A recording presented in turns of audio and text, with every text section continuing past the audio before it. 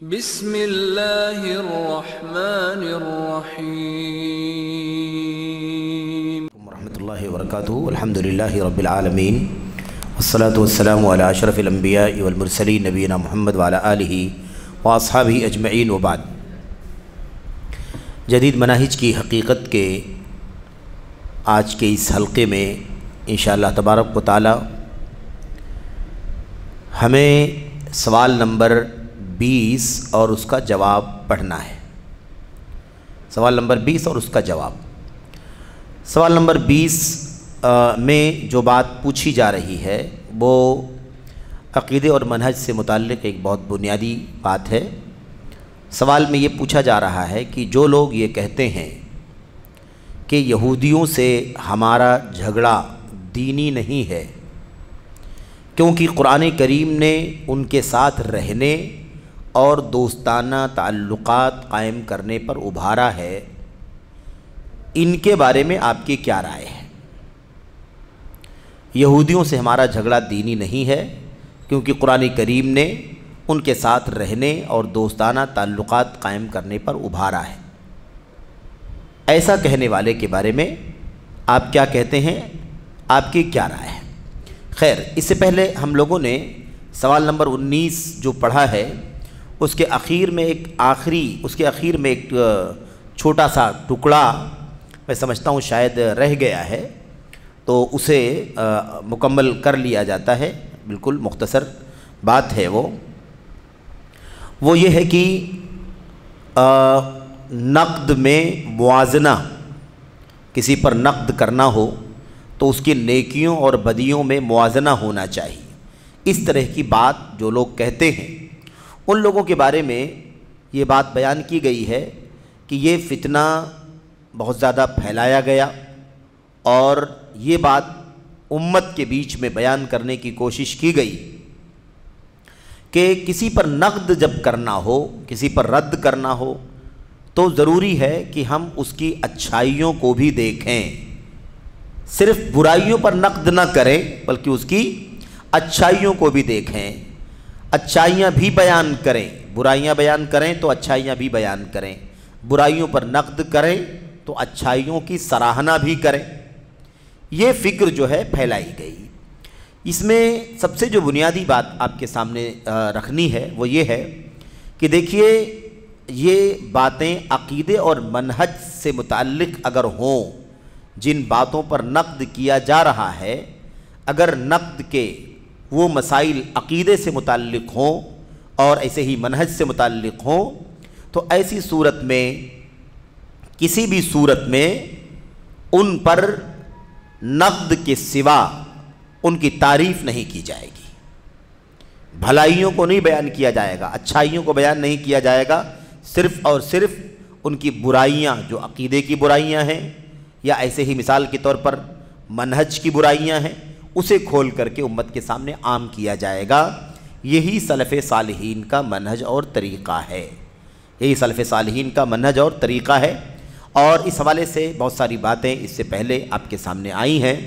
یہاں جو بات اس وقت آپ کے سامنے کرنی ہے، مختصر جو بات باقی بچی ہے وہ یہ ہے کہ شیخ صالح فوزان حفظہ اللہ فرماتے ہیں نقد میں نیکیوں اور بدیوں کے درمیان موازنے کے اس شبہے کی بنیاد ایک نوجوان کی بات ہے جس نے اس سلسلے میں ایک رسالہ بھی لکھا ہے جسے بعض نوجوان مارے خوشی کے لے اڑے،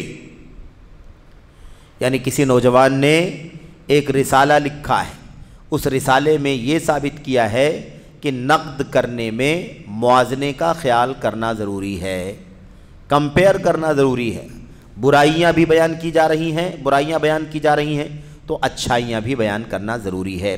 اس عنوان سے ایک رسالہ لکھا، اور یہ رسالہ کس نوجوان نے لکھا؟ ایک نوجوان کا کوئی رسالہ ہے، اس کے علاوہ بھی کچھ لوگوں کے رسالے ہیں۔ احمد السویان نامی ایک شخص کا ایک رسالہ منہج اہل سنہ فی نقد الرجال ہے نا، اس انداز سے ایک رسالہ لکھا گیا ہے، اور اس رسالے کا جواب الحمدللہ شیخ ربیع بن ہادی المدخلی حافظہ اللہ نے اپنے رسالے میں دیا ہے۔ تو یہاں پر شیخ صالح فوزان یہ کہہ رہے ہیں کہ ایک رسالہ لکھا ہے ایک نوجوان نے، اور اسی کو نوجوانوں نے پھیلانا شروع کر دیا اور بہت خوش ہو گئے کہ دیکھو ہمیں موازنہ کرنا چاہیے، ہم کسی بدعتی کی بدعت بیان کریں تو اس کی اچھائیاں بھی بیان کریں، کسی بدعقیدہ کی بدعقیدگی بیان کریں تو اس کی اچھے عقیدے کو بھی بیان کریں۔ اس طرح سے یہ موضوع عام کرنے کی کوشش کی گئی اور نوجوانوں نے اس موضوع کو بہت سراہا، بہت خوش ہوئے اس سے۔ مجھے اس رسالے سے واقفیت ہوئی جس کا لکھنے والا موازنے کے وجوب کا قائل ہے۔ شیخ صالح فوزان کہہ رہے ہیں کہ اس رسالے کا لکھنے والا قائل ہے کہ واجب ہے موازنہ کرنا۔ موازنہ کرنا کیا ہے؟ واجب ہے، ضروری ہے، یہ صحیح نہیں ہے۔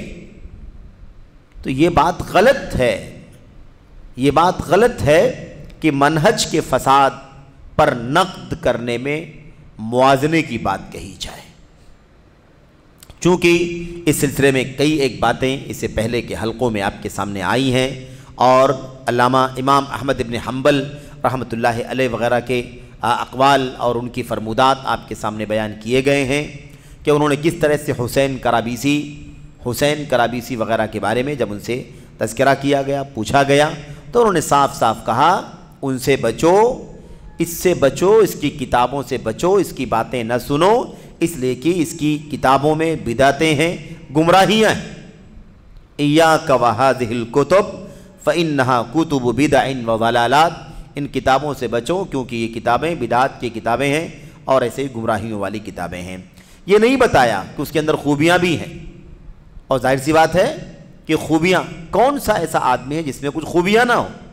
تو خوبیاں بیان کرنے کا مطلب یہ ہوتا ہے کہ ہم اس کی بدعت کو سراہ رہے ہیں، اس کی بدعت پر پردہ ڈال رہے ہیں۔ کوئی آدمی کسی کی 1 2 4 غلطیاں بتلا بھی دے اور اس کے بعد اس کی خوب سراہنا کر دے، اس کی تعریف کر دے، تو اس کا مطلب کیا نکلتا ہے؟ اس کا مطلب یہ ہے کہ غلطیاں معمولی ہیں، کارنامے بہت بڑے بڑے ہیں، خوبیاں بہت زیادہ ہیں۔ تو اس بات کو سننے والا ایک عام آدمی کیا سمجھے گا؟ یہی سمجھے گا نا، بہت بڑی شخصیت ہے، قابل تعریف ہے، بڑی خوبیاں ہیں، بڑے اچھے اوصاف ہیں، بڑی اچھائیوں کا یہ آدمی ہے، اس لیے اس کو پڑھنا چاہیے، اس کو سننا چاہیے، اس سے استفادہ کرنا چاہیے، اس سے جڑنا چاہیے۔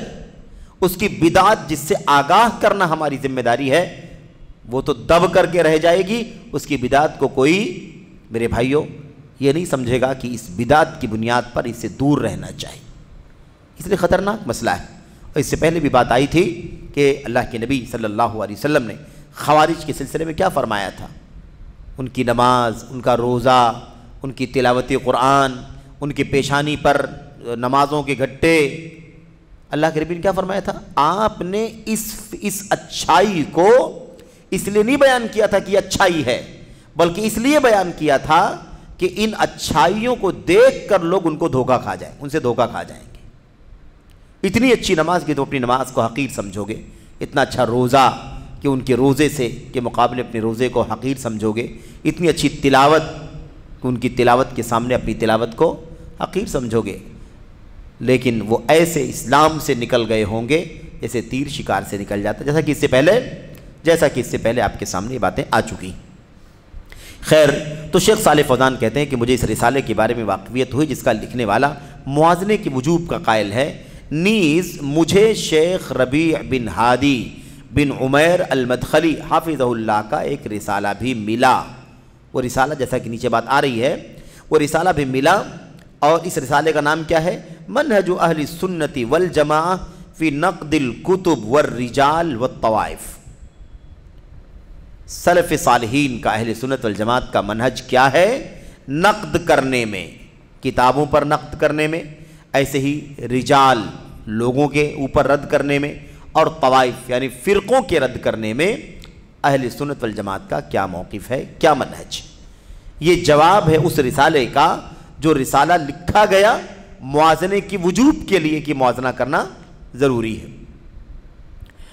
میرے بھائیوں اور آپ آپ کو حیرانی ہوگی یہ بات سوچ کر کے کہ لوگ اچھائیاں بدعتیوں کی خوب بیان کرتے ہیں، ٹھیک ہے، اچھائیاں خوب بیان کرتے ہیں، خوب تعریف کے بل باندھتے ہیں، اور اس کے بعد کہتے ہیں امانت کے طور پر ہم ان کی کچھ غلطیاں بھی بیان کیے دیتے ہیں۔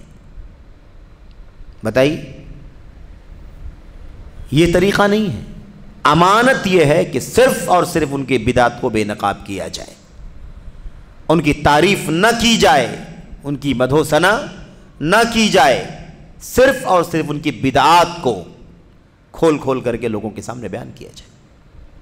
یوسف قرضاوی صاحب کی تعریف، حسن البنا صاحب کی تعریف، مولانا مودودی صاحب کی تعریف، میرے بھائیوں سید قطب صاحب کی تعریف، محمد قطب کی تعریف، ایسے ہی محمد بن سرور نائب زین العابدین اس کی تعریف، اور اس طرح کے نہ جانے کتنوں کی تعریف لوگ کرتے ہیں۔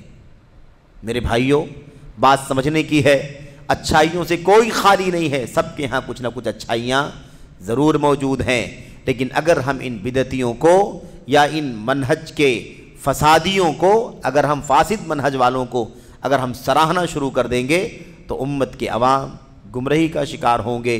کوئی یہ نہیں سمجھے گا کہ ان کے انحرافات کیا ہیں، ان کی بدعات کیا ہیں، ان کے پاس کون سی ضلالتیں ہیں، کوئی اس بات کو نہیں سمجھے گا۔ جا کر کے علماء کی کتابیں پڑھ کر کے دیکھو، آپ کو اندازہ ہوگا یوسف قرضاوی صاحب کو دنیا کا علامہ، عالم اسلام کا دائی، عالم اسلام کا مدبر، عالم اسلام کا فلاں فلاں فلاں فلاں بیان کیا جاتا ہے۔ جا کر کے دیکھو علماء نے کتابیں جو لکھی ہیں، میں سمجھتا ہوں کہ کم سے کم 100 سے زیادہ ضلالات ایک آدمی کے اندر بھری ہوئی ہیں، 100 سے زیادہ، اور ان 100 سے زیادہ ضلالتوں میں کم سے کم 75% ضلالتیں اور گمراہیاں عقیدے اور منہج سے متعلق ہیں، مسائل سے متعلق نہیں ہے۔ چہرے کا پردہ ہے کہ نہیں ہے، پردہ عورت کرے کہ نہ کرے، یہ سب مسئلے 25% سے بھی کم ہیں۔ 75% سے زیادہ مسائل ایسے ہیں جس کا تعلق عقیدے سے، جس کا تعلق ایمان سے ہے۔ آ رہی ہے بات آگے، سوال نمبر 20 ہم پڑھنا شروع کر رہے ہیں، اس ضمن میں یہ بقیہ آپ کے سامنے پیش کیا جا رہا ہے۔ تو سوال نمبر 20 میں ساری باتیں آپ کے سامنے آ رہی ہیں۔ میرے بھائیوں یاد کریں، شیخ محمد بن ربیع المدخلی حافظہ اللہ نے ایک رسالہ لکھا ہے جس کا نام، جیسا کہ آپ کے سامنے بات آئی، منہج اہل سنت والجماعہ فی نقد الکتب والرجال والطوائف، یہ کتاب الحمدللہ شیخ ربیع صاحب نے لکھی ہے، اور اس میں اس شبہے کا جواب دیا گیا ہے کہ بدعتیوں کی خوبیوں کو بھی بیان کرنا چاہیے۔ یہ جو شبہہ ہے کہ بدعتیوں کی خوبیاں بھی بیان کی جائیں، اس کا جواب دیا ہے۔ اس کے اندر رد موجود ہے کہ اہل سنت والجماعت کا منہج کیا ہے، لوگوں پر نقد کرنا ہو، کتابوں پر نقد کرنا ہو، فرقوں پر رد کرنا ہو، تو اہل سنت والجماعت کا منہج کیا ہے، یہ بیان کیا گیا ہے اس کے اندر۔ خیر یہ رسالہ اہم ہے، شیخ جمال کہہ رہے ہیں کہ ہماری نصیحت ہے کہ اس کا مطالعہ ضرور کریں، بہت پیاری کتاب ہے، اچھی کتاب ہے، اور اس میں ہمیں اس حوالے سے کھلا واضح سلف صالحین کا منہج سمجھنے کو ملے گا۔ شیخ ربیع نے اس رسالے کے اندر کہتے ہیں، جس میں انہوں نے اس رسالے کا، جس کا لکھنے والا موازنے کی وجوب کا قائل ہے، بھرپور رد کیا ہے، بھرپور رد کیا ہے کہ موازنہ نہیں کیا جائے گا، ثابت کیا ہے کہ موازنہ نہیں کیا جائے گا، اور اس بات میں جو غلطی ہے اور جو باطل کی ترویج و اشاعت کا فساد ہے، اس کی دو ٹوک وضاحت کی ہے۔ یعنی کیا مطلب؟ ایک دم کھل کر کے کھلے لفظوں میں وضاحت کی ہے، اور نقد و رد کے بارے میں سلف کا کھرا موقف بیان فرمایا ہے۔ نقد اور رد کرنے کے سلسلے میں سلف صالحین کا کھرا موقف بیان فرمایا ہے کہ انہوں نے بہت سے گمراہ گروں پر رد و نقد کیا ہے، لیکن سرے سے ان کی تعریف نہیں کی ہے، سرے سے ان کی تعریف نہیں کی ہے، کیونکہ اگر وہ رد کے ساتھ ان کی تعریف کرتے تو یہ چیز تناقض اور تعارض قرار پاتی۔ ٹکراؤ ہوتا کہ نہیں ہوتا؟ ایک طرف یہ بدعت ہے، خارجی ہے، رافعی ہے، رافضی ہے، عقلانی ہے، اعتزالی ہے، انکار حدیث ہے، انکار سنت ہے، یہ ساری فساد بیان کرنے کے بعد آدمی کہے کہ بہت بڑا عالم ہے، بہت بڑا علامہ ہے، بہت بڑا امام ہے، بہت بڑا امت کا قائد ہے، امت کا رہنما ہے، امت کا ناصح، تو پھر باقی کیا بچے گا میرے بھائی؟ پھر ساری بدعتوں پر پردہ پڑ جائے گا یا نہیں پڑ جائے گا؟ تو بہرحال یہ چیز بہت واضح طور پر ہمیں جان لینے کی ضرورت ہے۔ اچھا، تو بہرحال اب اگلا جو سوال جو ہم نے پڑھا ہے، سوال نمبر 20، کہ اگر کوئی آدمی یہ کہتا ہے، جو لوگ یہ کہتے ہیں کہ یہودیوں سے ہمارا جھگڑا دینی نہیں ہے کیونکہ قرآن کریم نے ان کے ساتھ رہنے اور دوستانہ تعلقات قائم کرنے پر ابھارا ہے، ان کے بارے میں آپ کی کیا رائے ہے؟ یہ سوال ہے۔ جواب میں شیخ صالح فوزان حفظہ اللہ کیا کہتے ہیں، پہلے اسے پڑھ لیتے ہیں، پھر اس کے بعد اس کے حاشیے کی باتیں انشاءاللہ تبارک و تعالیٰ آگے آ رہی ہیں۔ نئے ایڈیشن کے مطابق اگلا جو جواب جو ہے اس سوال کا صفحہ نمبر 211 میں، صفحہ نمبر 211 پر ہے اس کا جواب۔ کہتے ہیں اس بات میں تلبیس اور گمراہ گری ہے۔ اس بات میں تلبیس یعنی کیا مطلب؟ شبہے میں ڈالنا ہے، کنفیوژن میں ڈالنا ہے اور گمراہ کرنا ہے، گمراہ گری ہے۔ یہودی کافر ہیں۔ یہودی کون ہیں؟ کافر ہیں۔ اللہ تعالیٰ نے انہیں کافر قرار دیا ہے اور ان پر لعنت فرمائی ہے۔ اللہ فرماتا ہے لعن الذین کفروا من بنی اسرائیل علی لسان داؤد و عیسی ابن مریم ذالک بما عصوا وکانوا یعتدون۔ اللہ فرماتا ہے لعن الذین کفروا من بنی اسرائیل، بنی اسرائیل کے کافروں پر لعنت کی گئی ہے۔ بنی اسرائیل کے کافروں پر لعنت، اللہ نے لعنت کی کہ نہیں کی؟ کافر کہا کہ نہیں کہا؟ تو یہودی، بنی اسرائیل میں یہودی عیسائی دونوں ہیں نا، یہ سب کافر ہیں کہ نہیں کافر ہیں؟ تو دونوں کے دونوں کافر ہیں۔ اللہ کے نبی علیہ السلام کی حدیث میں دیکھ لیجئے، اللہ کے نبی نے فرمایا لعنت اللہ علی الیہود والنصارى اتخذوا قبور انبیائہم وصالحیہم مساجد۔ اللہ تبارک و تعالیٰ پر، اللہ کی یہود و نصارہ پر اللہ تبارک و تعالیٰ کی لعنت ہے، اللہ کی لعنت ہے یہود و نصارہ پر۔ آپ بتائیے کہ اللہ تعالیٰ لعنت فرمائے، اللہ تعالیٰ کافر بتلائے، اور آج کا مولوی کھڑا ہو کر کے کیا کہے؟ ان سے دوستی رکھو، ان سے محبت رکھو، یہ ہمارے دینی بھائی ہیں، اللہ نے تعلقات اچھا رکھنے کا حکم دیا ہے، دوستانہ تعلقات، اس طرح کی بات کہے۔ کتنا خطرناک نظریہ ہے یہ۔ اور اللہ تعالیٰ فرماتا ہے ان الذین کفروا من اہل الکتاب والمشرکین فی نار جہنم خالدین فیہا اولئک ہم شر البریہ۔ اللہ تبارک و تعالیٰ نے فرمایا سورہ بینہ میں، بے شک جن لوگوں نے میرے بھائیو کفر کیا اہل کتاب میں سے، اہل کتاب کے کفار، اہل کتاب کے کفار ہیں، اہل کتاب لیکن کفار ہیں، کفر کیا انہوں نے، والمشرکین، اور مشرکین، یہ سب کے سب فی ناری جہنم، جہنم کی آگ میں ہوں گے، جہنم کی آگ میں، خالدین فیہا، اس میں ہمیشہ ہمیشہ رہیں گے، اولئک ہم شر البریہ، یہ پوری مخلوق میں سب سے بدترین لوگ ہیں۔ ایسے ہی اللہ تعالیٰ فرماتا ہے یا ایھا الذین آمنوا لا تتخذوا اليہود والنصارى اولیاء بعضهم اولیاء بعض، اے ایمان والو یہود و نصارہ کو اپنا دوست نہ بناؤ۔ کتنا خطرناک بات ہے بھئی، اللہ صاف فرما رہا ہے یہود و نصارہ کو اپنا دوست نہ بناؤ۔ الیہود والنصارى اولیاء، دوست نہ بناؤ، بعضهم اولیاء بعض، یہ ایک دوسرے کے دوست ہیں آپس میں، ان میں سے بعض بعض کا دوست ہے، بعض بعض کا ساتھی ہے، بعض بعض کا ہمدرد ہے، تو یہ لوگ آپس میں ایک دوسرے کے ساتھ بڑی محبت کرتے ہیں، لیکن تمہارا کام کیا ہے کہ تم یہود و نصارہ کو دوست نہ بناؤ۔ ایسے ہی اور بھی آیتیں ہیں، بہت ساری دلیلیں اس حوالے سے، لہٰذا یہودیوں سے ہماری دشمنی دین کی بنیاد پر ہے، بھئی وہ کفار ہیں اور ہم مسلمان ہیں۔ اللہ فرماتا لقد کفر الذین قالوا، کفار ہیں وہ، لعن الذین کفروا من بنی اسرائیل، کافر ہیں وہ، اور ہم مومن مسلمان ہیں۔ تو آپ بتائیے کہ مسلمانوں کا جھگڑا کفار سے ہے کہ نہیں ہے؟ کفر کی بنیاد پر، انسانیت کی بنیاد پر نہیں، انسانیت کی بنیاد پر، جو ہماری جان نہ لے، جو ہمارے مال کو تباہ نہ کرے، جو ہمیں ہمارے گھر سے باہر نہ نکالے۔ اللہ تبارک و تعالیٰ فرماتا ہے کہ ایسے کافروں کے ساتھ تم اچھا سلوک کرو، اس کی اجازت ہے، عدل و انصاف کا معاملہ کرو، اس کی اجازت ہے، اس میں کوئی حرج کی بات نہیں۔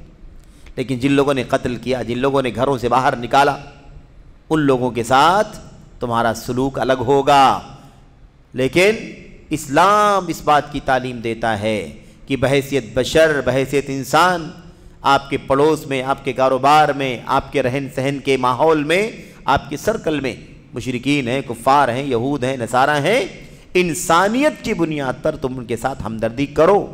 بھوکے ہوں تو کھانا کھلا دو، پیاسے ہوں تو پانی پلا دو، بیمار ہوں تو علاج معالجے کے لیے اپنی کوشش کر دو، اس میں کوئی مسئلہ نہیں ہے۔ لیکن دین میں ہماری کوئی دوستی ان کے ساتھ نہیں ہے۔ بہت واضح سی بات ہے کہ دین میں دوستی نہیں ہے ہماری۔ وہ کفر پر ہیں، ہم توحید پر ہیں، وہ شرک پر ہیں، ہم ایمان پر ہیں، وہ نفاق پر ہیں، ہم اخلاص پر ہیں، ہم ایک اللہ کی بندگی کرتے ہیں۔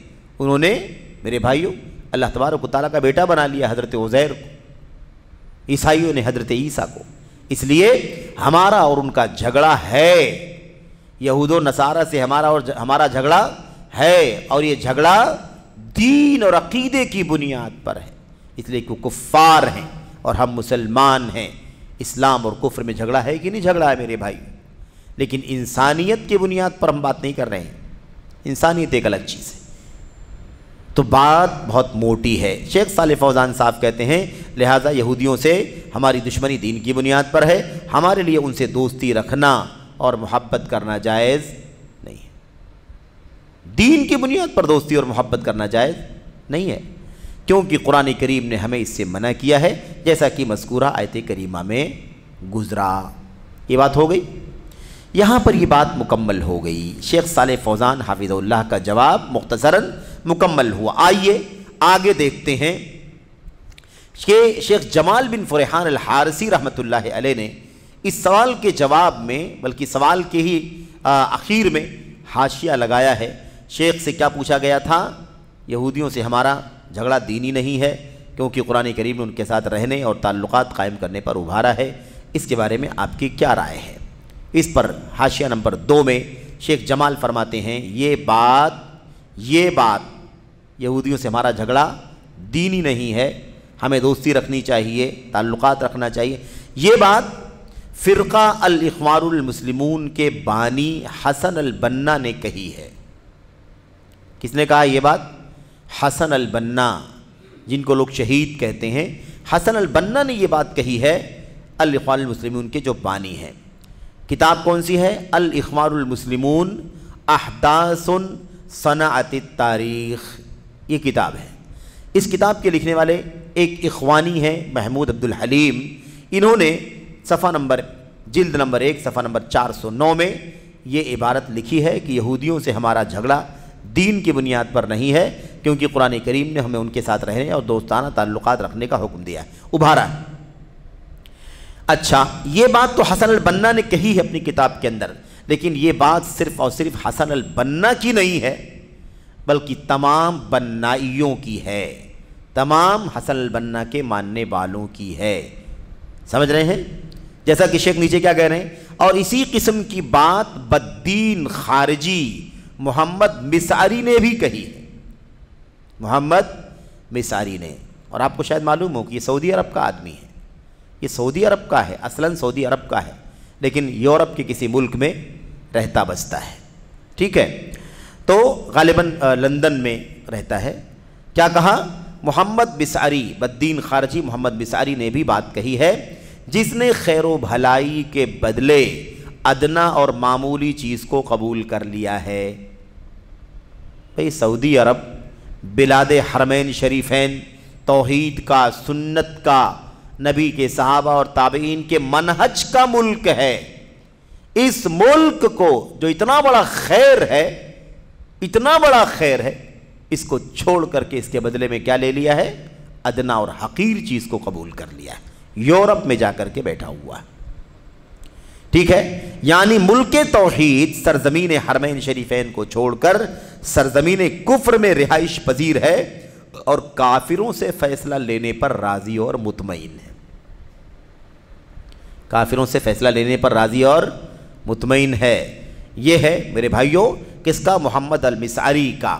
خیر، ابھی یہاں پر محمد مسعری کے بارے میں کئی ایک باتیں شیخ جمال حافظ اللہ रहमतुल्लाह अलैह नक़ल कर रहे हैं। इसे इंशाअल्लाह तबारक व तआला हम पढ़ लेंगे और इसी पर इंशाअल्लाह ये बात मुकम्मल होगी। और फिर बात आएगी कि ये बात मिन व अन, बिल्कुल यही बात मशहूर खारजी फ़िक्र के, इख़वानी फ़िक्र के अलमबरदार यूसुफ बिन अब्दुल्ला क़रज़ावी, यूसुफ बिन अब्दुल्ला अल-क़रज़ावी ने भी ये बात बड़ी वजाहत से अपनी तकरीरों में कही है और एक बार नहीं कई बार कहा है, लिखा है, बोला है। मेरे भाई, यही यहूदियों से हमारा झगड़ा दीन की बुनियाद पर नहीं है। बहरहाल इंशाअल्लाह ये सब बातें तफसील से आएंगी इन अफकार के रखने वालों के सिलसिले में, ख़ासतौर पर वो लोग जो बहुत ज़्यादा मारूफ़ हैं और जिनकी फ़िक्र से अवाम और कुछ ख़वास भी मुतासिर हैं। इंशाअल्लाह तबारक व तआला उनके सामने हकीकत को खोलने के लिए और आगाह करने के लिए, तहज़ीर के लिए, चौकन्ना करने के लिए यूसुफ क़रज़ावी के अक़ाइद और उनके बातिल नज़रियात का तज़किरा इंशाअल्लाह तबारक व तआला आपके सामने आएगा। अभी सिर्फ़ और सिर्फ ये इशारा है, अभी सिर्फ़ और सिर्फ ये इशारा है कि उन्होंने अपनी किताब के अंदर ये बात लिखा है, बल्कि ये भी कहा है कि यहूदियों से दोस्ती करना वाजिब है, यहूदियों से दोस्ती रखना वाजिब है। यहाँ तक इन्होंने अपनी तकरीरों में भी बात कही हुई है और हमारे भाई हैं, हमारे भाई हैं। और यही नहीं बल्कि इस्राइल की हुकूमत से बहुत ज़्यादा इत्मीनान का इजहार किया है, बहुत ज़्यादा इत्मीनान का इजहार किया है और ऐसा जाहिर किया है, ऐसा कहा है कि उसी तरह की हुकूमत हमें दूसरे मुल्कों में भी कायम करनी चाहिए। अस्तगफिरुल्लाह, इस तरह की बात कही। बहरहाल ये यूसुफ क़रज़ावी ने बात आएगी, ये बात इसलिए आ गई क्योंकि यही बात उन्होंने भी कही है कि यहूदियों से हमारा झगड़ा दीन की बुनियाद पर नहीं है। खैर, तो मोहम्मद मिसअली की बात चल रही थी। रोज़नामा अश-शर्क़ुल औसत, एक रोज़नामा यानी न्यूज़पेपर है, डेली न्यूज़पेपर है जिसका नाम है अश-शर्क़ुल औसत। इसके शुमारा नंबर 6270 और क्या नाम है 8 रमज़ान 1416, 8 रमज़ान 1416। आप अंदाज़ा आप लगा लीजिए कि तकरीबन 30 से 32 साल पहले की ये बात है, तकरीबन 30 साल के करीब है ना, 28 साल के करीब ये बात बयान की जा चुकी है। क्या है, इस अखबार में मोहम्मद मिसअली का एक बयान आया हुआ है जिसके अंदर क्या कहा था उसने, एक बयान शाये हुआ है, उसके अंदर क्या कहा है, सऊदीया की मौजूदा सूरत हाल। ये मोहम्मद मिसअली कहता है सऊदी नज़ाद यूरोप में रहता है और तौहीद और सुन्नत के सरजमीन को छोड़ करके कुफ्र और यहूदियत और ईसाईयत के सरजमीन पर बसा हुआ है। मेरे भाइयों, ये खारजी इस बात को भी बहुत ज़्यादा उठाते हैं कि इस्लामी निज़ाम के अंदर कोई मुखालफत हो जाए, कोई गुनाह कबीरा हो जाए, कोई खिलाफ वर्जी हो जाए दीन की शरीयत की, तो उसकी बुनियाद पर काफिर करार देकर उसके खिलाफ बगावत की बात करते हैं और बार बार वमन लम यहकुम बिमा अंज़लल्लाह फ़उलाइका हुमुल काफ़िरून ज़ालिमून की आयत करीमा पढ़ पढ़ करके सुनाते हैं। ये कौन सा अक़ीदा है कि इस्लाम तौहीद व सुन्नत के मुल्क को छोड़ करके, मुसलमान वली अम्र को छोड़ करके तुम काफिरों के बीच में जाकर के रहते हो, बसते हो और उसकी सराहना करते हो, और सऊदी अरब इस्लामी हुकूमत की मुखालफत तुम्हारा सबसे बुनियादी काम। आप अगर देखेंगे ना, इसके तारुफ को आप पढ़ेंगे, मोहम्मद मिसअली के बारे में अगर आप जानना चाहेंगे तो आपको जो मालूमात मिलेगी उसमें ख़ास मालूमात क्या मिलेगी, सऊदी इस्लामी निज़ाम की मुखालफत करने में मारूफ आदमी है, ये इस्लामी निज़ाम की मुखालफत करने में मारूफ शख्स है। सऊदीया की मौजूदा सूरत हाल जो ईसाइयों और यहूदियों को अलानिया तौर पर अपनी इबादत के शाइर अंजाम देने की इजाज़त नहीं देती। गौर से पढ़ लेंगे तो हमें दोहराने की ज़रूरत नहीं रहेगी, हम जल्दी से पढ़ लेंगे। क्या कहा कि सऊदीया की मौजूदा सूरत हाल जो ईसाइयों और यहूदियों को अलानिया तौर पर अपनी इबादत के शाइर, इबादत के काम अंजाम देने की इजाज़त नहीं देती। इसको एतराज़ किस पर है? एतराज़ इस पर है कि सऊदी अरब यहूदियों को, ईसाइयों को खुल्लम खुल्ला ईसाइयत की इबादत, यहूदियों की इबादत करने की इजाज़त क्यों नहीं देती है, इस पर एतराज़ है उसको।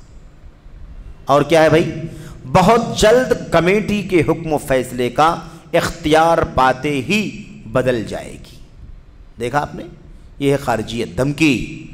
دھمکی جو یہودیوں عیسائیوں کو کھلم کھلا اپنے دین پر عمل کرنے کی اجازت نہیں دیتی، بہت جلد کمیٹی بننے کے بعد، یعنی کوئی کمیٹی بنا رہا ہے، کوئی فرنٹ تیار کر رہا ہے، ایسے کہہ لو، ہے نا، بہت جلد کمیٹی کا حکم و فیصلے کا اختیار پاتے ہی بدل جائے گی، یعنی سعودی حکومت کیا ہو جائے گی؟ بدل جائے گی، نظام چینج ہو جائے گا۔ یہ ہے، اس سے مراد اس کی اپنی نام نہاد کمیٹی کیا ہے؟ وہ لجنۃ الدفاع عن الحقوق الشرعیہ، شرعی حقوق کا دفاع کرنے والی کمیٹی، شرعی حقوق کا دفاع کرنے والے کمیٹی۔ اس سے زیادہ اندھیر نگری آپ کو کچھ اور مل سکتی ہے؟ شرعی حقوق ہے، یہ شرعی حقوق جو ہیں وہ سعودی حکومت دے رہی ہے۔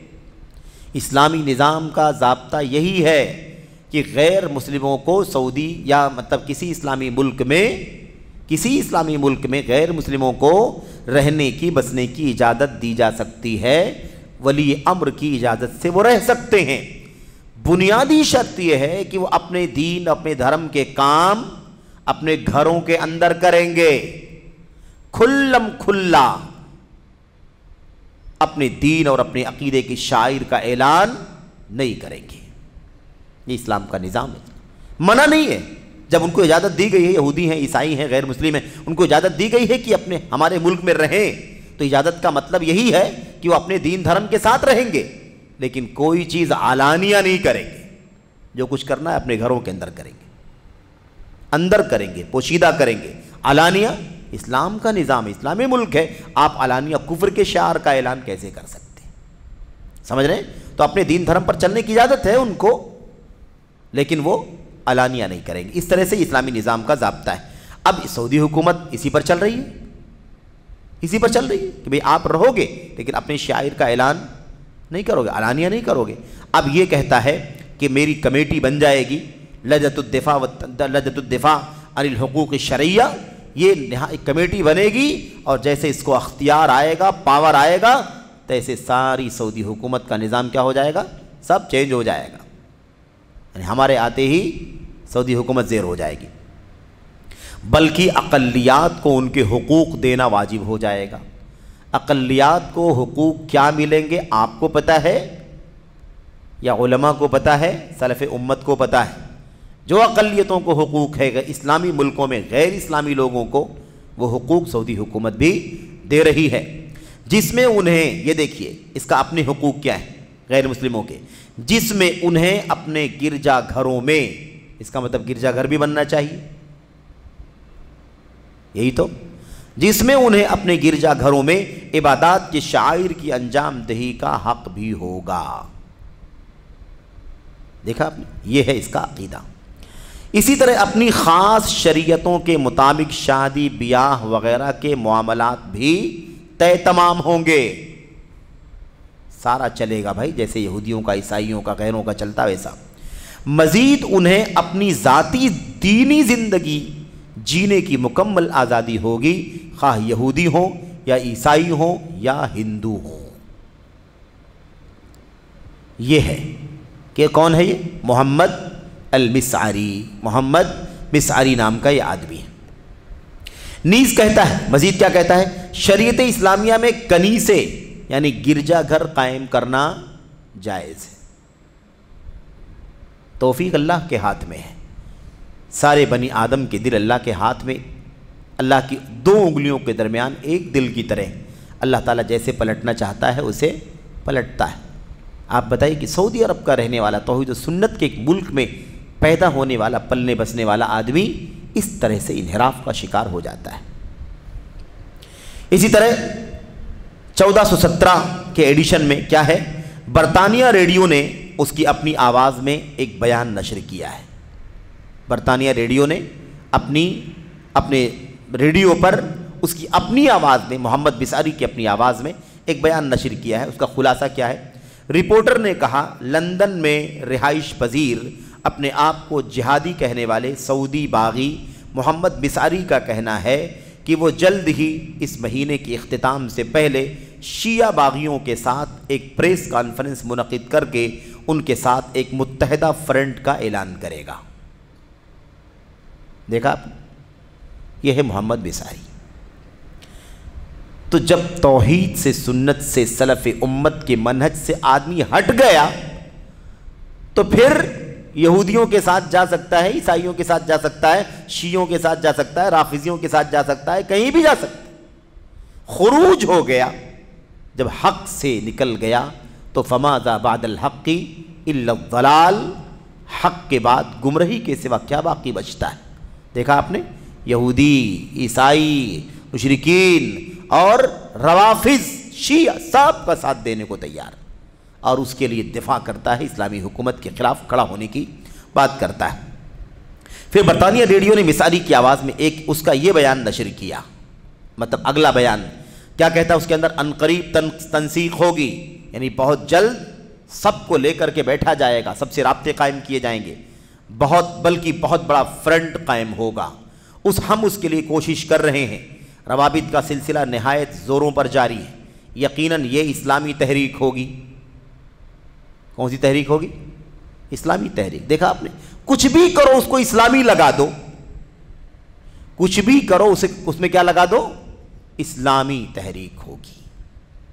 اسلامی تحریک سنی یا شیعہ تحریک نہیں ہوگی، شیعہ سنی کی تفریق ختم کرو، اسلامی تحریک ہوگی۔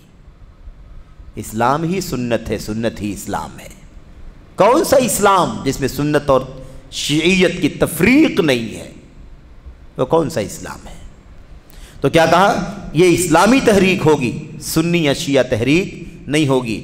ایک ایسی اسلامی تحریک ہوگی جو اجماعی مسائل اور اسلام کے قطعی طور پر، قطعی امور پر قائم ہوگی، اور تمام لوگوں یعنی شیعہ اور سنی سارے مسلمانوں کو اکٹھا کرے گی، اور اس سے بھی اوپر اٹھ کر مسلمانوں اور اہل وطن کے حقوق کی نگہداشت کرے گی، یعنی کفار، مشرکین، یہود، عیسائی سب کے حقوق کی نگہداشت کرے گی، اور ان کے لیے وطنیت کے تمام حقوق تسلیم کرے گی۔ ان کے لیے وطنیت یعنی یہاں پر رہنے کے سارے حقوق ان کو بھی ملیں جو مسلمانوں کو ملتے ہیں۔ مسلمانوں کو جو حقوق ملتے ہیں وہ سارے حقوق ملنے کے لیے مسلمان ہونا ہوتا ہے۔ لہم ما لہم وعلیہم ما علیہم، جو ان کے لیے وہ ان کے لیے، اور جو ان کے خلاف وہ ان کے خلاف۔ مسلمانوں کو جو ملے گا وہ ان کو ملے گا، اس شرط کے ساتھ جو اسلام لے آئیں۔ تو یاد کریں کیا کہا؟ ان کے لیے وطنیت کے تمام حقوق تسلیم کرے گی، خواہ وہ اسلامی ملک میں بسنے والے یہودی ہوں، عیسائی ہوں، مجوسی ہوں، یا ان کے علاوہ دیگر لوگ۔ بہرکیف اس معنی میں ہماری تحریک ایک سیاسی تحریک ہے جو اسلام کی بنیاد پر قائم ہوگی۔ دیکھا آپ نے، اسلام یوز کرو بھائی، اسلام کی خدمت نہ کرو، اسلام سے خدمت لو اپنی سیاست کی۔ یہ کام ہے بدعتیوں کا۔ اہل بدعت کا کام کیا ہے؟ اسلام کی خدمت نہیں کرتے ہیں، بلکہ اسلام کو اپنی خدمت میں لگا لیتے ہیں، اپنی فکر۔ یاد ہے؟ تو سب کے لیے بہرکیف اس معنی میں ہماری تحریک ایک سیاسی تحریک ہے جو اسلام کی بنیاد پر قائم ہوگی، کوئی گروہی یا مذہبی تحریک نہیں ہوگی۔ یہ سیاسی تحریک ہے، اسلام کا نام لے کر کے تم سیاست کرو، یہ ہے تمہارا کام، اور تم نے اپنی سیاست کے لیے، یاد رکھیں یہ وہی نظریہ ہے صلح کل والا۔ جب سیاست لے کر کے آدمی چلے گا تو سب کو لے کے چلنے کی بات کرے گا کہ نہیں کرے گا؟ سیاست کرنے کے لیے سب کو لینا ہی پڑے گا، سب کا دفاع کرنا پڑے گا۔ یہودیوں آپ کو بھی اسلام کا ہی حق ملے گا، عیسائیوں تم کو بھی مسلمانوں کے حقوق ملیں گے، کافروں تم کو بھی اسلام کے حقوق ملیں گے، رافضیوں تم کو بھی حقوق ملیں گے، مجوسیوں تم کو بھی وہی برابر ملے گا جو مسلمان۔ جب تک ایسا نہیں کریں گے تب تک سب آپ کے ساتھ اکٹھا کیسے ہوں گے؟ تو سیاست کرنے کے لیے سارے کام کرنے پڑتے ہیں۔ تو اسلام کا تو نام استعمال کیا جا رہا ہے، کام سیاست کا کیا جا رہا ہے، اسلام کو استعمال کیا جا رہا ہے، اسلام کی خدمت نہیں کی جا رہی ہے، اسلام کا استغلال کیا جا رہا ہے، استخدام کیا جا رہا ہے، اسلام کو استعمال کیا جا رہا ہے۔ اب ذرا بتائیں کہ کیا اس سے بھی بڑھ کر کوئی خبط الحواسی یعنی بیوقوفی، پاگل پنی ہو سکتی ہے؟ اسلام کے خلاف اور اسلام کے خلاف جرأت اور جسارت ہو سکتی ہے؟ اتنی بڑی بات کہنا، بتائیے ہم نے پڑھ لیا کہ نہیں پڑھ لیا؟ یہ اس کے اپنے بیانات ہیں، اور جو اندر نہیں ہے پوری دنیا کے سامنے اخبار میں شائع ہوئے. یہ اس دور کی بات ہے جب انٹرنیٹ کی یہ فیسلٹی اور میڈیا کا یہ سارا نیٹ ورک نہیں تھا. اس وقت اخبارات نکلتے تھے, روزنامے, اس کے اندر بیان آتا تھا, بیانات چھپتے تھے, اور ریڈیو کے ذریعے سے میرے بھائیوں آواز کو نشر کیا جاتا تھا دنیا کے اندر. یہ ہے جس کی حقیقت آپ کے سامنے کھول کر بیان کی جا رہی ہے. اب سوچنے کی بات یہ ہے کہ مسعری اپنے آپ کو کیا کہتا ہے کہ میں سارے لوگوں کے حقوق دلانا چاہتا ہوں, سارے لوگوں کے حقوق دلانا چاہتا ہوں, سب کو برابر برابر حق ملیں گے. اسلام کی ملک میں تم کو گرجا گھر کھولنے کی پرمیشن, یہودیوں کا جیسا شعار ہے ویسا عمل, جیسے عیسائیوں کا شعار ہے ویسا, سب کو اپنی اپنی میرے بھائیوں اپنی اپنی عبادات اور شعائر کے انجام دینے کی کھلی اجازت ہوگی. بھلا مسعری نبی کریم صلی اللہ علیہ وسلم کے فرمان اخرج المشرکین من جزیرۃ العرب, اس فرمان کو سنتا ہے, جانتا ہے یا نہیں جانتا ہے؟ اللہ کے نبی نے کیا فرمایا صحیح بخاری میں؟ اخرج المشرکین من جزیرۃ العرب, مشرکوں کو جزیرے عرب سے نکال بھگاؤ, مشرکوں کو جزیرے عرب سے نکال دو. یہ اللہ کے نبی نے فرمایا تھا. مسعری اس حدیث کا کیا کرے گا؟ شیخ جمال کہتے ہیں مسعری اس حدیث کا کیا کرے گا؟ وہ تو کہتا ہے کہ جزیرۃ العرب کے اندر اور سعودی عرب کے اندر یہودیوں, عیسائیوں اور سب کو رکھے گا, اور سب کو اپنے دین اور عقیدے پر چلنے کی اجازت ہوگی. وہ گرجا گھر کھولے, وہ کنیسہ کھولے, وہ مندر بنائے, وہ فلاں. مثال کے طور پر اللہ کے نبی فرماتے ہیں جزیرے عرب سے نکال دو.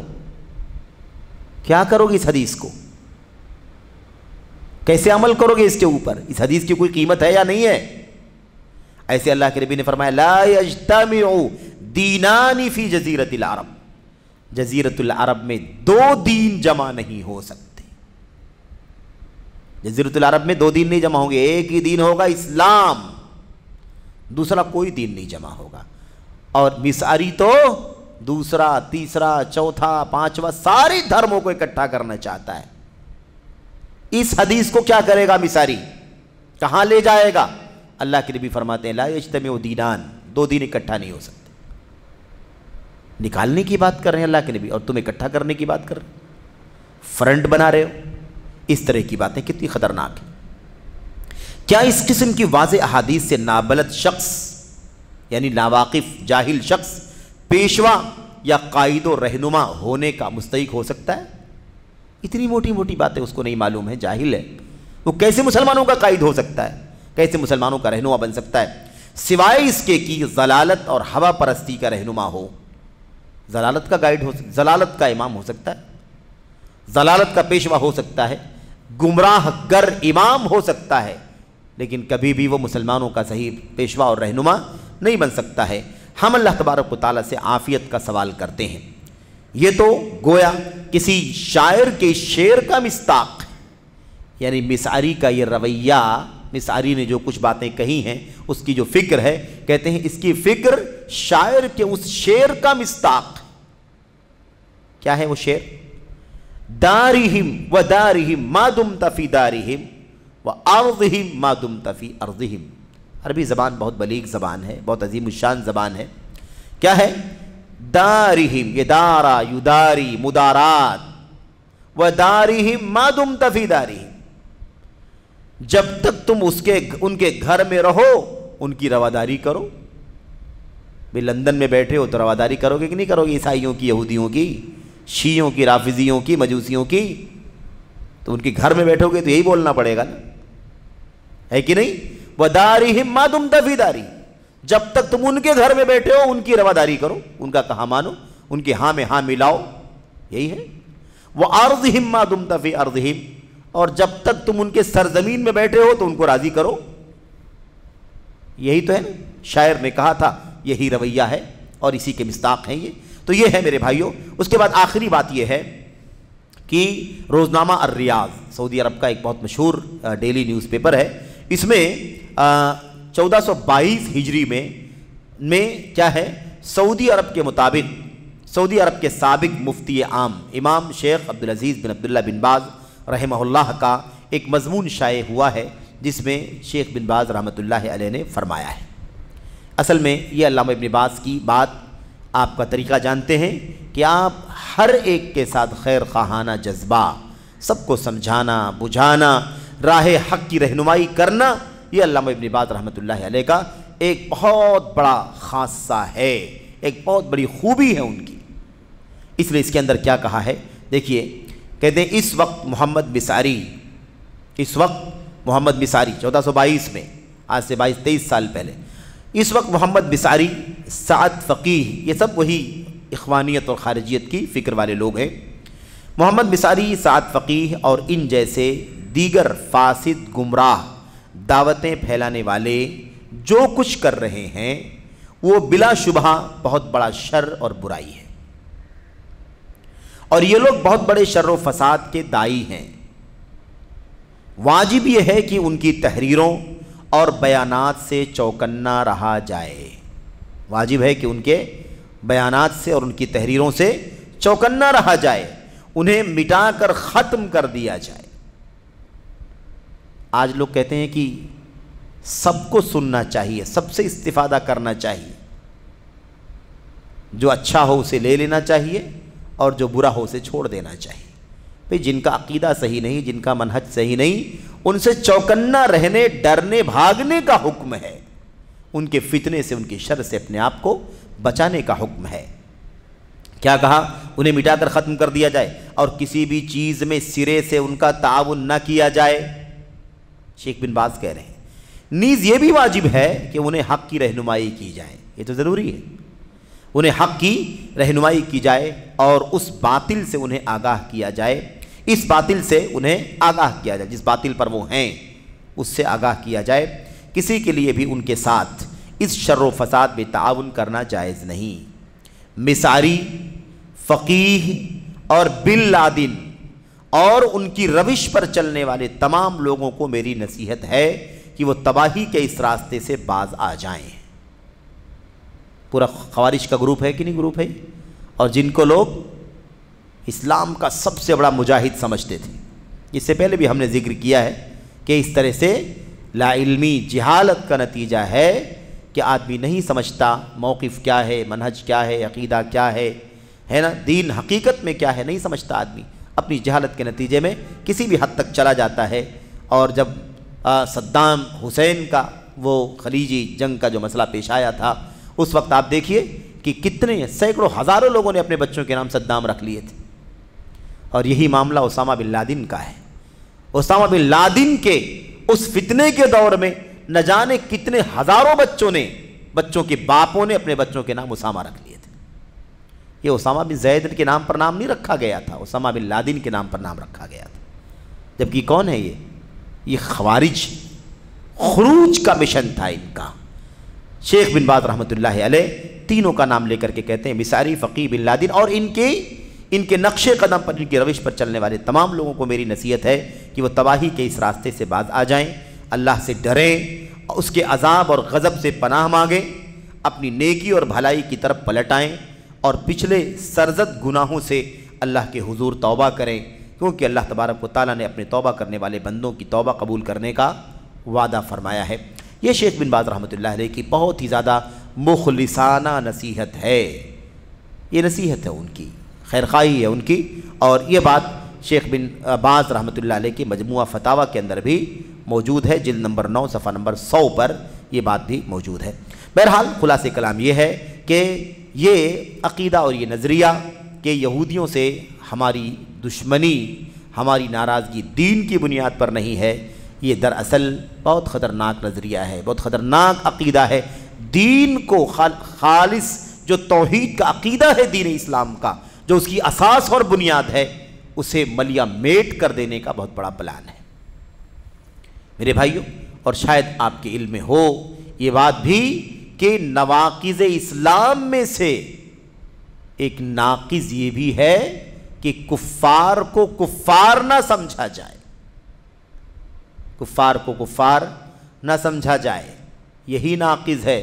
اور اگر کفار کے لیے مسلمانوں جیسے حقوق کے لیے فرنٹ بنایا جائے اور اس کے لیے مسلم حکمرانوں سے لڑنے کی بات کی جائے تو یہ کتنا بڑا جرم ہوگا، اللہ سے دعا ہے کہ اللہ تعالی ہم سب کو سمجھنے کی توفیق عطا فرمائے. آمین رب العالمین. وصلی اللہ وسلم وبارک علی نبینا محمد وعلی آلہ وصحبہ اجمعین. السلام علیکم ورحمۃ اللہ وبرکاتہ.